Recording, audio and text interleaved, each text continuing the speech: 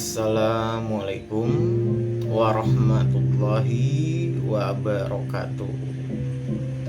Ya, kali ini Kisah Unggul Langit akan membahas tentang dua pasaran hari lahir yang ketika bertemu itu dalam rezekinya atau dalam jodohnya itu pati.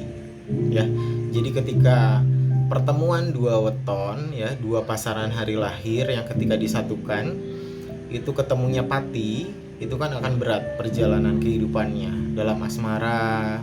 Terus rasa cintanya semakin hari semakin hambar, ya, ataupun nanti jalan rezekinya akan seret, ya, kehidupannya akan banyak banyak yang mencampuri, akan banyak orang yang mencoba menjatuhkan, jalan rezekinya sulit, bangkrut, ya. Karena ketika dua pasaran hari lahir yang bertemu dan ketemunya itu pati, ini akan berat sekali jalan hidupnya. Bisa jadi pasangannya salah satunya dimatikan, ya. Maksudnya itu dikembalikan kepada Gusti Allah. Nah, ini untuk mencegah hal itu terjadi, ya, ketika misalkan masih proses pengenalan sebelum menikah. Nah, ini pas dipertemukan ketemunya pati. Nah, ini biasanya ya harus dicari hari baiknya dulu. Ya, hari lahir si cowoknya berapa, ya, hari lahir si ceweknya apa, ketemunya pati kan. Nanti dicari hari baiknya, ya, dicari hari baiknya. Terus akad nikahnya pun pada jam-jam tertentu, jam 7 pagi sama jam 11 pagi. Itu maksudnya apa jam 7? Maksudnya supaya jalan rumah tangganya langgeng, lancar, tidak terjadi permasalahan yang berat. Kenapa di jam 11 pagi? Supaya saling ulas asih, saling kasih mengasihi. Itu maksud dari kenapa akad nikahnya harus jam 7 dan jam 11 pagi. Mungkin nanti ketika dicari hari baiknya mungkin agak nyeleneh harinya, ya. Tidak seperti biasanya, misalkan Sabtu Minggu. Nah, beberapa yang datang ke Kisah Unggul Langit atau mempertanyakannya via TikTok atau via YouTube, ya, hari baiknya apa Ki? Nah, itu hari baiknya biasanya agak-agak aneh. Misalnya oh, hari baiknya nih nanti jatuhnya di Selasa Wage. Oh, nanti hari baiknya nih jatuhnya di Rabu Pahing. Nanti hari baiknya nih di Kamis Kliwon. Oh, hari baiknya ini salah satunya di Sabtu Pon.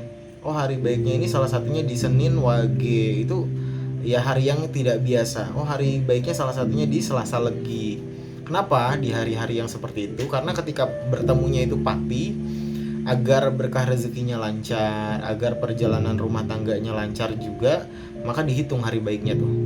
Supaya nanti berkah rezekinya lancar, dijauhkan dari permasalahan yang berat. Nanti biasanya ya menikahnya dengan tidak seperti teman-teman pada umumnya.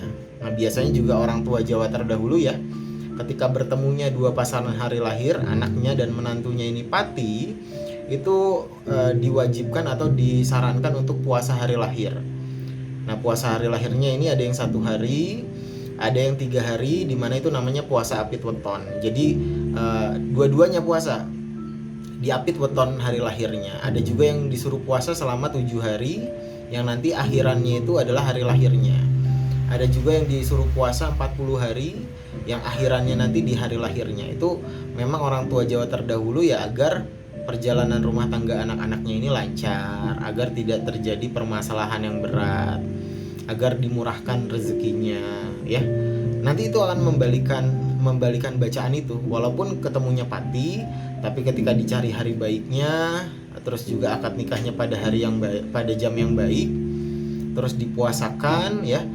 Karena salah satu berkahnya puasa hari lahir itu adalah, ya, salah satunya bentuk syukur kita kepada Allah Subhanahu wa taala, diberikan kehidupan, diberi nikmat kehidupan, ya, karena kan sesungguhnya ini kita dititipi kehidupan oleh Allah, ya, di jasad yang ini, di raga yang ini.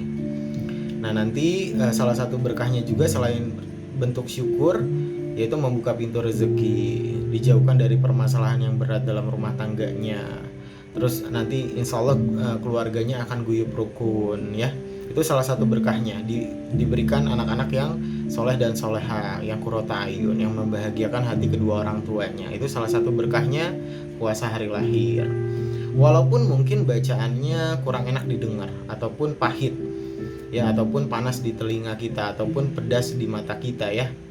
Nah, akan tetapi ketika dicari solusinya, karena di Jawa ini ya, di weton ini, di primbon ini ada jalannya. Walaupun bacaannya mungkin kurang enak didengar, kita cari solusinya, dicari jalan tengahnya. Salah satunya itu dicari hari baik, menikah pada jam-jam tertentu, dan juga puasakan hari lahirnya ya. Terus kalau yang sudah terlanjur menikah bagaimana? Yang sudah terlanjur menikah ya bisa puasa hari lahir juga ya, puasa apit weton, puasa 7 yang akhirannya weton hari lahir, atau puasa 40 hari yang akhirannya weton hari lahirnya. Terus juga saling minta maaf, melembutkan hati, memperbaiki kesalahan-kesalahan di masa lalu, jangan dibiarkan berlarut-larut ya.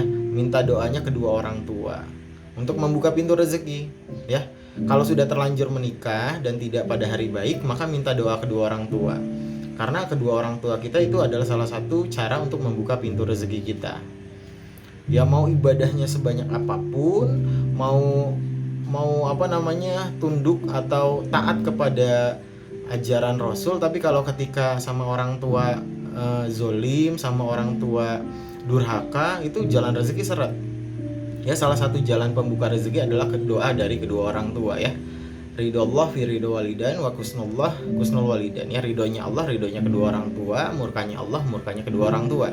Jadi berbaiklah kepada orang tua, insya Allah berkah rezekinya pun akan lebih deras mengalir ya. Ya ketika kita menikah itu kan bukan hanya sekedar menikahi pasangan kita ya, tapi kita juga harus ya ikut sama gitu ya. Jadi kita jadi anak di keluarga pasangan kita. Kita menambah yang tadinya bapak ibu kita hanya bapak ibu kita, tapi ketika sudah menikah ya bapak ibu pasangan kita ya bapak orang tua kita juga. Kita menambah jumlah anggota keluarga. Orang tua kita bertambah, kakak kita bertambah, adik kita bertambah, saudara kita bertambah, sepupu kita bertambah, karena menikah itu kan menyatukan dua keluarga ya. Jadi jangan hanya berpikir hanya kita dan pasangan, jangan seperti itu. Nah itu akan mempersulit jalan rezeki. Tentunya semua faktor ini saling berkaitan. Salah satunya adalah doa dari kedua orang tua ya, ruatan dari kedua orang tua. Ruatan kedua orang tua itu akan membuka jalan rezeki lebih cepat. Apa yang dimaksud ruatan itu ya? Ruatan itu adalah kita dimandikan oleh kedua orang tua, minta doa dengan tulus, sungkem ya, sungkem, cuci telapak kaki kedua orang tua, minta maaf apabila selama ini banyak kesalahan ya. Minta doanya itu agar mempermudah jalan rezeki kita sebagai anak ya. Itulah ya salah satunya ya. Walaupun bacaannya kurang enak didengar, tapi ketika dua-duanya saling memperbaiki diri, mencari jalan solusinya, insya Allah berkah rezekinya akan berbalik ya. Karena ketika kita mengalami cobaan, dikembalikan lagi kepada Allah. Dikembalikan lagi kepada Allah karena Allah sang pemilik kekayaan, Allah sang pemilik kebaikan, Allah sang pemilik solusi. Jadi ketika kita dalam kendala, dalam kesulitan hidup, kembalikan kepada Allah. Tanya sama Allah, curhat sama Allah di sepertiga malam ya. Terus syariatnya diutamakan, sholatnya jangan sampai ditinggal, puasanya jangan sampai ditinggal, sholawat Nabi ya. Terus zikrullah, bertasbih kepada Allah. Jangan sampai ibadah yang wajib ditinggalkan, apalagi yang sunnah. Maka wajib itu harus dikerjakan, yang sunnah insya Allah nanti akan semakin menyusul. Jadi wajib dikerjakan, sunnah dikerjakan, insya Allah itu akan mempermudah juga jalan rezeki ketika kita mengutamakan syariat agama ya. Kembali lagi ya, semua itu ilmu yang mutlak itu hanya kepada Allah ya. Walaupun mungkin bacaan wetonnya seperti ini, menurut wetonnya seperti ini, tapi ketika kita pasrahkan kepada Allah, kita ibadahnya rajin, insya Allah tidak akan seperti ini juga. Jadi ikuti ajaran Allah ya.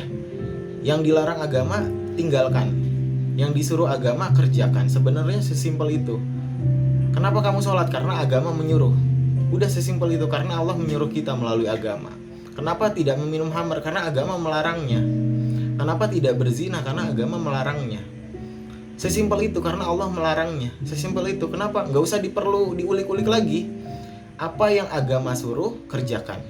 Apa yang agama larang, tinggalkan ya. Apa yang Allah suruh, kerjakan. Apa yang Allah larang, ya tinggalkan. Apa yang Rasulullah kerjakan, lakukan, kerjakan. Apa yang Rasulullah larang, tinggalkan, jauhi ya. Sesimpel itu sebenarnya. Terus juga dalam berpasangan ya, ketika kita merasa bersalah terhadap pasangan, ya minta maaf Sesimpel itu.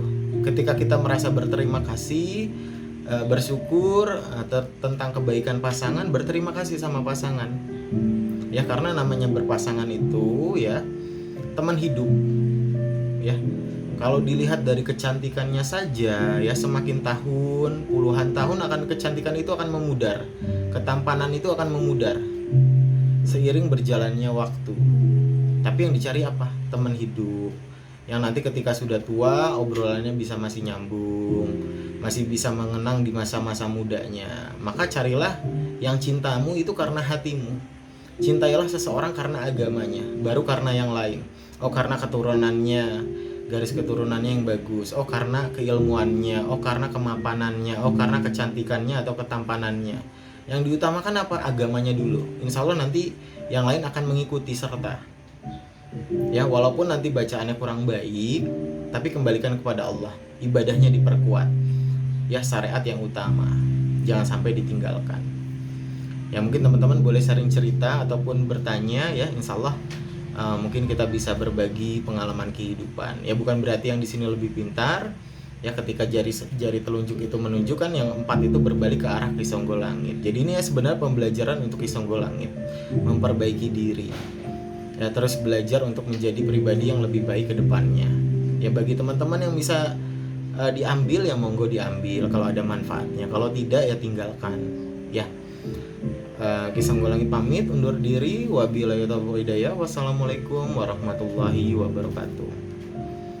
Rahayu untuk kita semua.